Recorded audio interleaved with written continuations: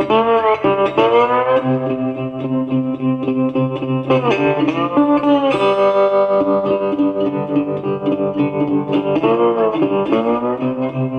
stayed in the church with pastor and her son, and here's that same line. So you saw it at midnight. I showed it again at 4 in the morning when I was coming back. I'm being called into work again, and this is what's so frustrating to me. I cannot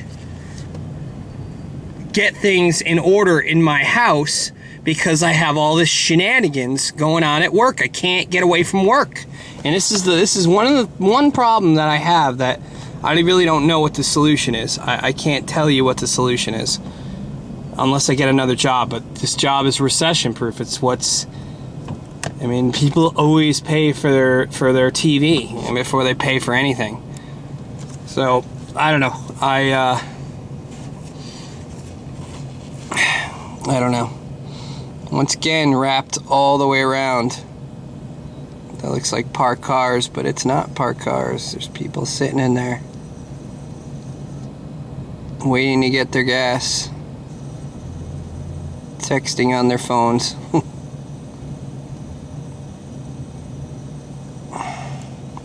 But it's just causing all sorts of traffic issues. And once again, I gotta go to Hackensack, which I don't get it. I don't understand why I'm going there when the whole town is still out. There's no power there, so I don't know what they're talking about.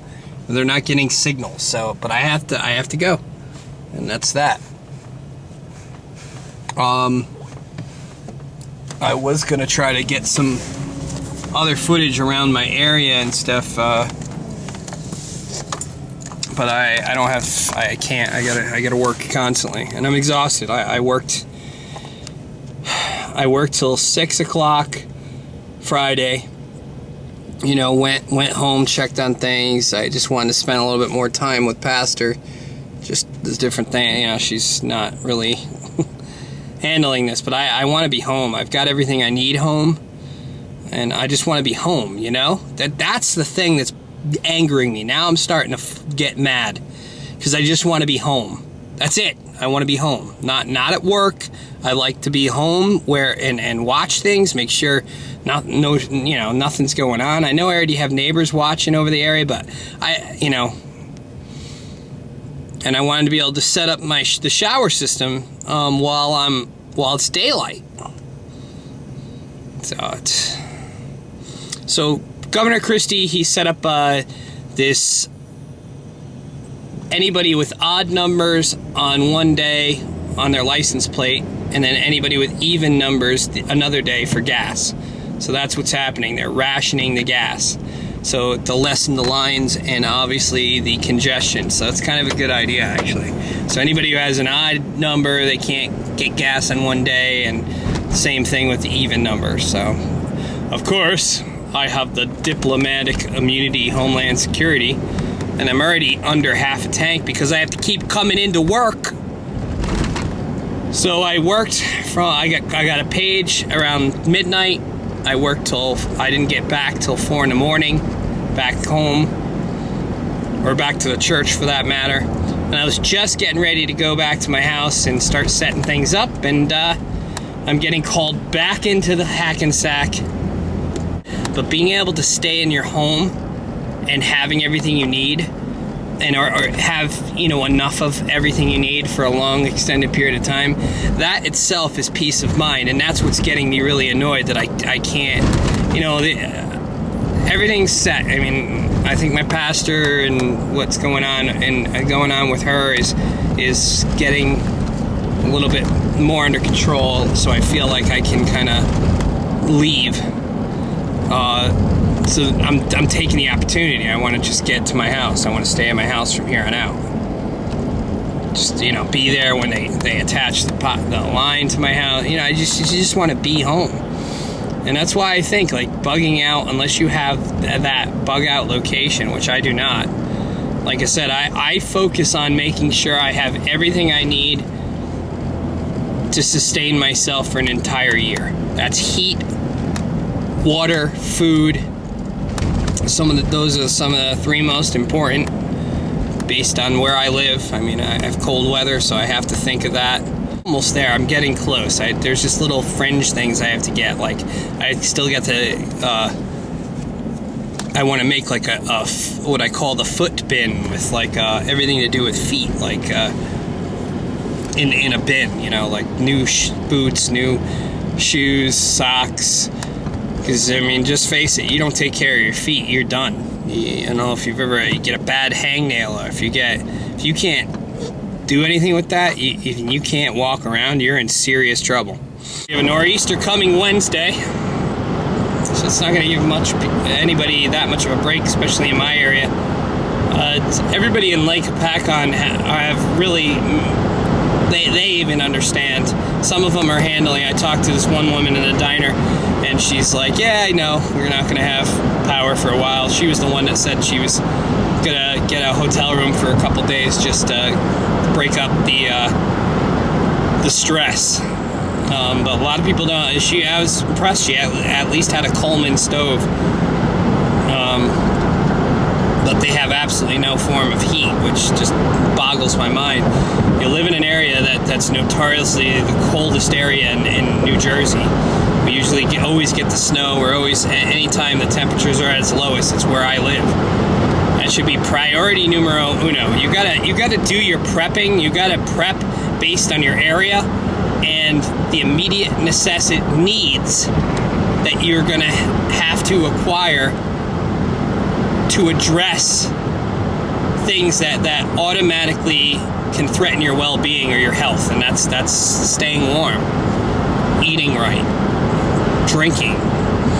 I mean, these are the primary things you got to focus on and get taken care of first. I mean, have a really good sleeping bag, you know, because that's a usable item, like one of the mummy sleeping bags. So that way you're warm, you can conserve on your heating, like your kerosene, and you can turn things down.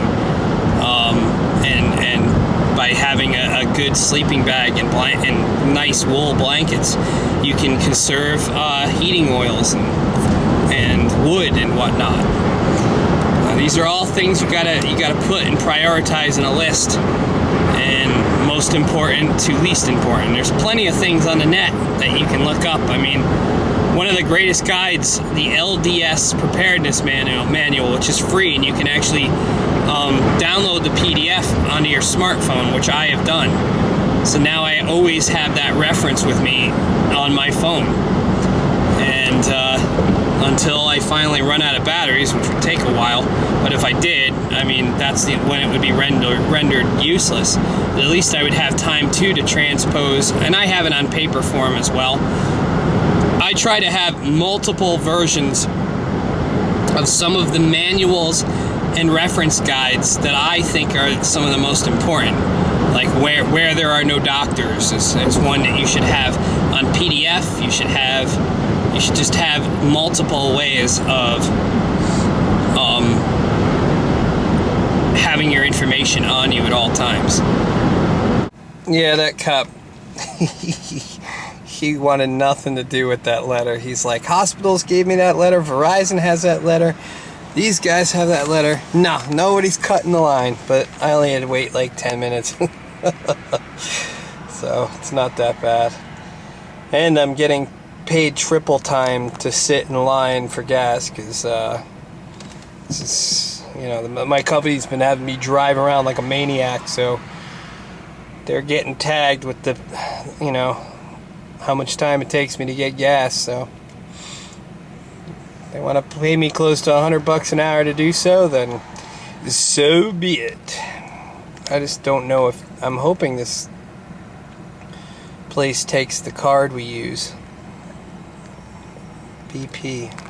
Yeah, BP does. I'm tired, man.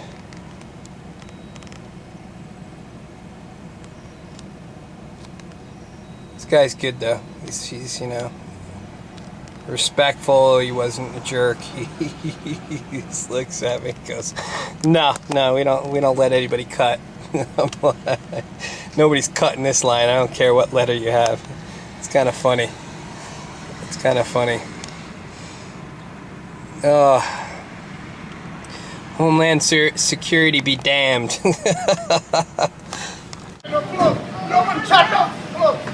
Oh, we can call the police. Well, they call the police. I asked him, he don't listen to my perspective. He cut off. So don't give gas. Call the police and don't give gas. Because we have 2 hours here. This is not fair. It's not fair. I got my one. Drivers that can actually find an open gas station have to deal with lines that stretch for miles and miles. And sometimes when they finally get to that gas station, they run out of gas. So you've got folks sitting in those lines, and you've got gas in the storage tanks and in the pipelines and in the tankers across the Northeast. But in many cases, the company cannot, for power reasons, get that gasoline distributed to the places where it needs to go. 60% of the gas stations in New Jersey are closed. I've also heard numbers as high as 80%. 70% of the stations in Long Island are closed. Think about that. I mean, that's a huge percentage of the gas stations in both of these highly populated states that are not even open for business. So it's a really, really tough situation out there. For those lucky enough to get to the pump, actually paying for their gas is another concern. It's best to drop off. Okay, you know what? People call. You know what? It's community bus, no my own. We're community too. No, you're not going to have gas. You have to call the police. This is freaking ridiculous.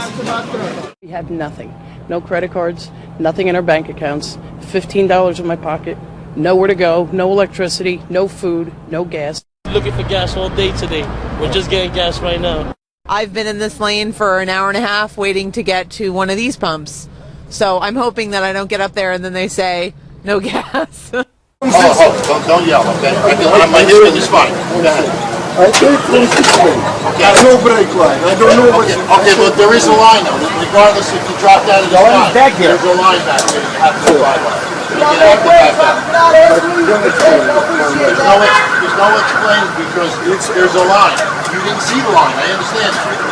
But there is a line. When they told us the line stretched for 3 to 4 miles, and they had to call in the state troopers because there were fist fights breaking and serious arguments breaking out because people were trying to cut in those lines.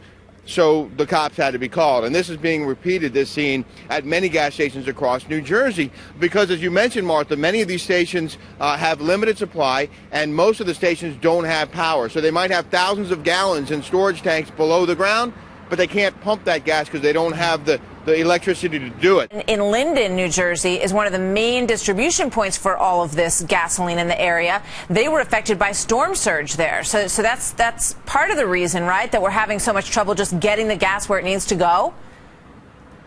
Right. A lot of the ports and refineries shut down ahead of Hurricane Sandy, and then after the storm, they realized that they had flood damage, or they had power outages there at the refineries as well. So roughly a third of the refineries in New Jersey don't have power, so they can't get the fuel into the trucks to get the fuel to the gas stations that are still open.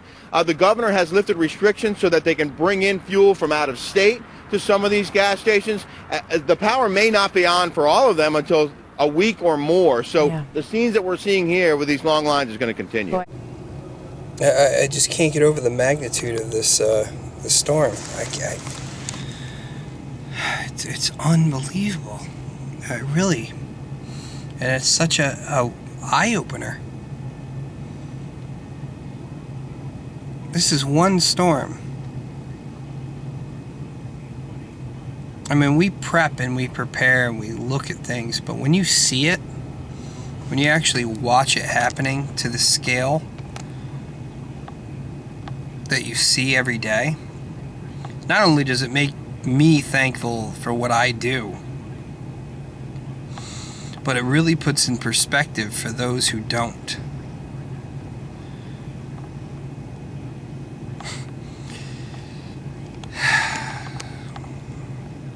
God help us.